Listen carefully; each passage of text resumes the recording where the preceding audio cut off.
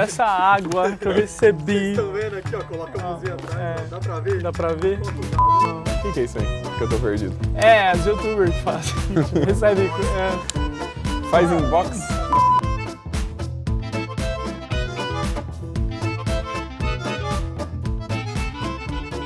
Salve, salve galera! Bem-vindos aí a mais um Pedu Comenta. Hoje eu, professor Zé Guilherme, nós vamos fazer um comentário aí sobre as eleições de 2018. Agora em abril, nós tivemos mais um passo no cronograma das eleições. Agora, no comecinho de abril, foi definido, foi o prazo final para que possíveis candidatos se filiassem a algum partido. É interessante a gente pensar que no Brasil você não tem brechas para que se tenha uma candidatura avulsa, sem partido. Então é importante que quem queira se candidatar esteja afiliado a um partido político, que por si só, né, tem a sua importância por ser algo, né, uma organização, uma instituição que represente um projeto ideológico, ao menos na teoria, né? Então, teve esse prazo, né? Ele passou agora, e aí surgiram alguns nomes, alguns possíveis candidatos, o que chama atenção, porque talvez pela primeira vez, né, desde os anos 80, desde a eleição que teve Lula, Collor e mais uma série de outros candidatos, que nós não temos tantos possíveis candidatos para essa eleição. E para a gente entender um pouco essa eleição, né, entender até que ponto ela pode ser diferente, até que ponto ela é mais do mesmo, quais são as possibilidades que a gente tem, talvez seja interessante a gente fazer um resgate eleitoral no Brasil, um resgate histórico das eleições no Brasil, para observar como que se dá a questão da governabilidade. Porque talvez o que mais chama atenção nessa quantidade toda de nomes que nós temos é uma série de discursos muito diferentes, né? Alguns próximos, outros muito distantes. Esses discursos, né, independente de qual discurso seja, qual seria o impacto dele para a governabilidade? Esses discursos conseguiriam, esses possíveis candidatos, conseguiriam organizar presidencialismos de coalizão? O que seria isso, né? Você ser um presidente que tem base no Congresso? Isso é importante, né? Porque a governabilidade sempre foi um ponto quente na nossa política, né? Na nossa república. Não, com certeza. E a questão da governabilidade, ela é posta muito em xeque, principalmente pós o impeachment, né? Pós o processo de impeachment, porque ocorreu uma coalizão, né, entre dois partidos aí que vinha desde 2002 e depois dessa ruptura. Quando a gente analisa dentro da história do Brasil todo o processo político, democrático, republicano, a gente percebe que é uma história de rupturas, na verdade, né? A gente pensar na própria instituição da República, como nós tivemos como presidente de forma indireta o Marechal Deodoro e o seu vice Floriano Peixoto, e ambos eles eram brigados, eles não concordavam com o projeto político. Então o que ocorreu? Uma intensa disputa do poder, quase o Brasil entrou em estado de sítio, Marechal Deodoro, Floriano Peixoto assumindo o poder com apoio de alguns militares posteriormente, né, não cumprindo a Constituição. Depois a gente vai ter um longo período. Ou seja, a nossa primeira experiência, né, de presidencialismo ela já começa com a ruptura. É aquela questão de períodos democráticos no Brasil são raros, períodos de crise que são o sistema, né, que é o modelo. A gente vai ter então, dentro da política café com leite, né, Minas e São Paulo, onde começa a gerar alguns atritos, né, até o rompimento de São Paulo com a candidatura de Júlio Prestes. Deveria ser um candidato da ala mineira, né, não necessariamente nascido em Minas Gerais, mas um candidato mineiro. E aparece aí como uma figura de coalizão Getúlio Vargas, né, que não vence as eleições, mas toma o poder. Alguns tratam como golpe, outros tratam como revolução, né, mas chega ao poder. Então a gente tem aí num espaço de 30 anos, né, um pouco mais de 30 anos aí, novamente essa ruptura. Dentro do governo Vargas, nós temos um período onde ele se firma no poder, onde temos eleições indiretas, depois a gente vai ter um golpe, né, que é o Estado Novo. Temos eleição com Dutra, um candidato apoiado por Vargas, né, mas depois acaba rompendo com Vargas de novo essa questão da governabilidade. E muito interessante falar, tem que citar isso, é que no Brasil a gente tinha eleição para presidente e vice-presidente. Isso gerava alguns atritos. Por exemplo, o presidente ele poderia ser de uma orientação política e o vice de outro. E foi o que aconteceu no período pós-Vargas, né? gente vai ter a eleição de Juscelino Kubitschek, que não tinha o apoio dos militares, houve até uma tentativa de retirada do poder, ele consegue cumprir seu mandato e aí acredito que a gente tem a primeira eleição de um outsider no Brasil, que seja Jânio Quadros. Né? Ele não estava dentro daquela linha política fragmentada ali, né, partidária no Brasil. Ele se elege, mas ele não tem governabilidade nenhuma, né, Márcio? Ele vem com um discurso populista, né, com um discurso que aproxima ele do eleitorado, do homem ali do povão, que jogava, né, reza a lenda farelo de pão ali para parecer caspa, terno surrado, com a sua famosa vassourinha, mas ele não tem o apoio dos principais partidos do PSD, do PTB na época, o que impede que ele consiga governar. E aí já naquele clima de Guerra Fria, já naquele clima de afastar o comunismo, né? E aí cair no colo do João Goulart, que foi eleito vice-presidente. Vice-presidente, né? Fora de uma chapa, né? E que já tinha um partido maior, era do PTB, né? E em meio a tudo isso, né, você cai ali no colo do João Goulart, só que a gente tem uma outra crise de governabilidade que aí não é mais só partidária. Né? Aí está ligado a todo um contexto maior, que é o contexto internacional, o que vai culminar depois no golpe militar. Né? E é importante citar, dentro desse processo, que é uma política de permanências. Né? Então, João Goulart foi ministro de Getúlio Vargas, então ele tinha o apoio de uma classe trabalhadora, né, vamos dizer assim, enquanto o Jânio Quadros, que era um outsider, ele tinha um discurso político mais ligado à moral, mais ligado à civilidade, né, alguém que vem trazer de novo a questão dos costumes para o Brasil, né, então ele tem uma forte ligação com a classe média, principalmente paulista. A gente tem um período da ditadura militar, posteriormente nós vamos ter aí a eleição do Tancredo de forma indireta, que acaba não assumindo, né? E o Tancredo ele adota uma postura conciliadora, né? Progressista, mas ele não assume. E já gera uma outra questão política que nós temos ali, indiretamente o Sarney. O Sarney que tem essa questão da governabilidade porque ele faz parte tanto da Arena, né? E depois ele fez parte do MDB, então ele ficou transitando entre esses dois eixos, até propriamente dita a eleição, que nós temos a eleição do segundo outsider dentro da política brasileira, Collor, né? Que é o Collor, que era o caçador de marajás.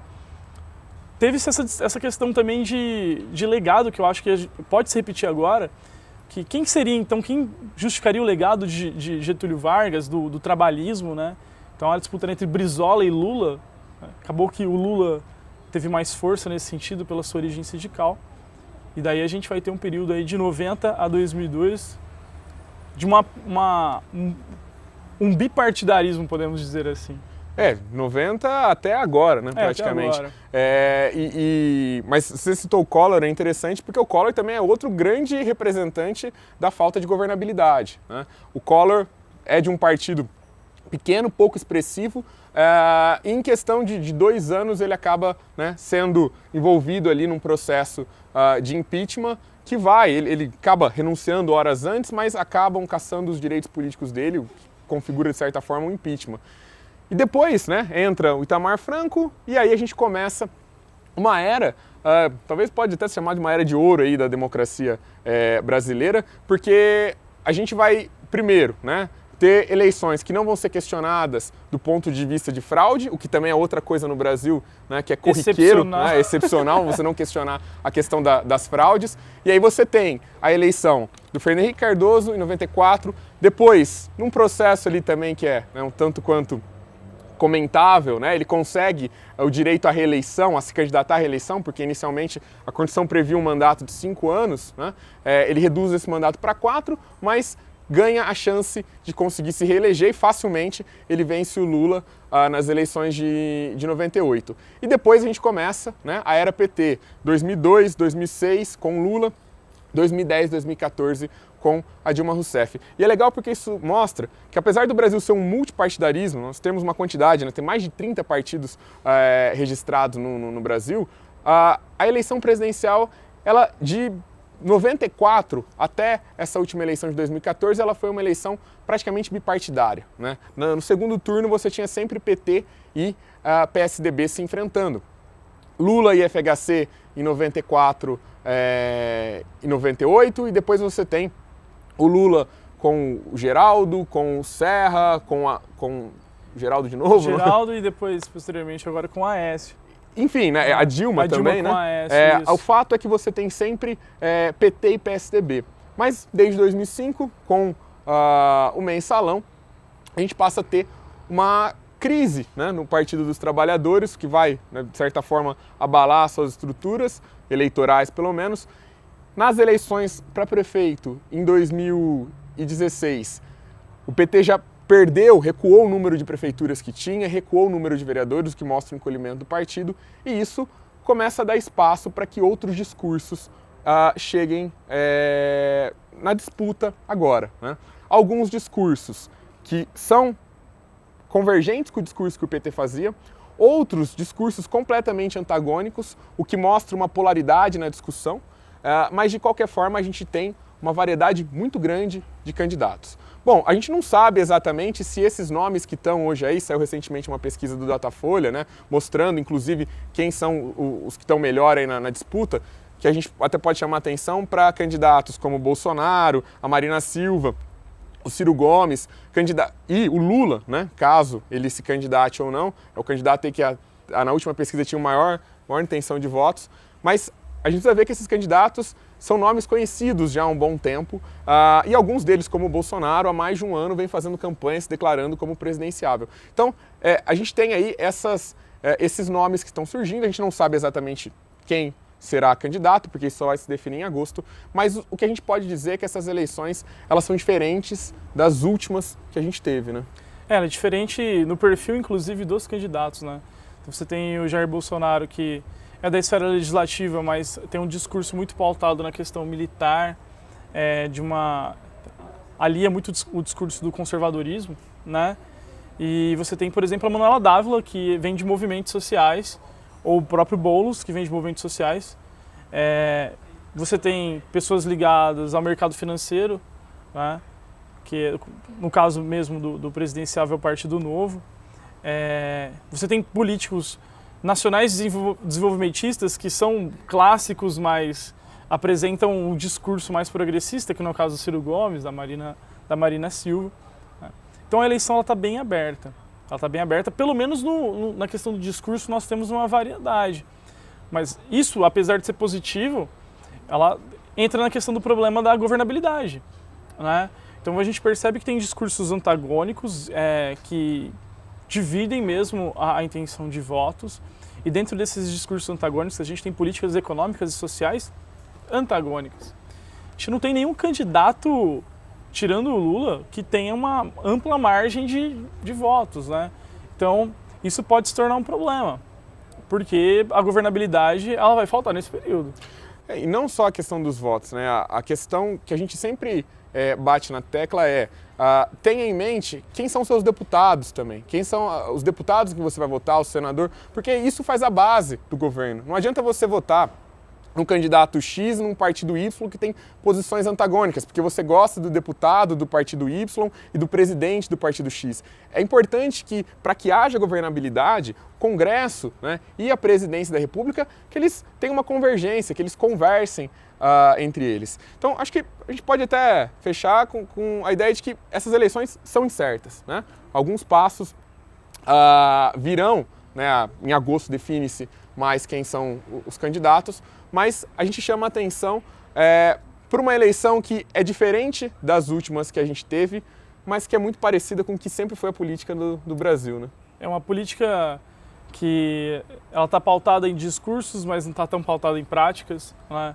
Discursos são gloriosos, mas dentro de mecanismos que não são claros, como se atingir esses objetivos, né?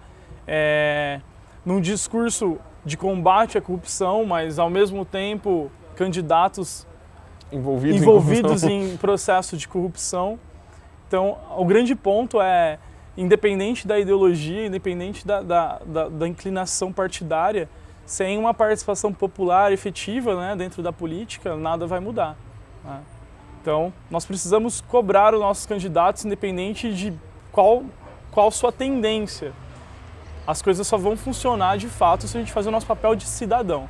Não só a cada 2 anos nas eleições, mas todos os dias. A democracia funciona com bons cidadãos. Com bom cidadão, o poder do povo. Isso aí. Bom, galera, é isso, né? Até a próxima. Muito obrigado. Valeu!